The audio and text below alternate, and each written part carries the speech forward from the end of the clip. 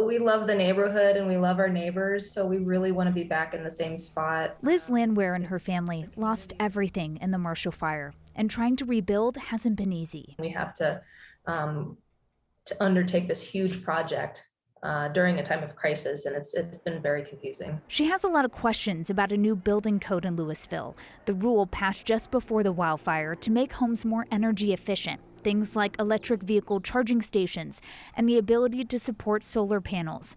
To meet that standard, Landwehr says builders are quoting her $100,000. We're just asking for a little bit of compassion to say, keep the codes for new builds, but for rebuilds, for folks affected by the fire, give us a waiver. She continues to hear different numbers, and that's making this process even more uncertain. During a city council meeting on February 1st, a consultant reported homeowners would pay minimum $20,000 to build under the 2021 code. But just recently, the Colorado Energy Office said the cost difference is actually less than $5,000. We've heard nothing even close to that when we're talking to actual builders. Construction companies and builders aren't that familiar, or it's not their practices to build this energy efficient home.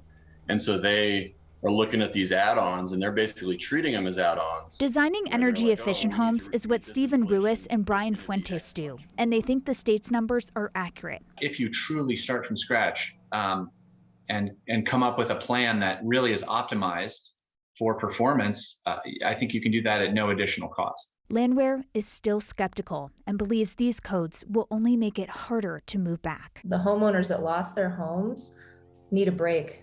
We need a break. Now, the Colorado Energy Office says they got their number from the, quote, gold standard in providing data on these building code costs. They believe rebates and state funding will actually cover any out-of-pocket costs.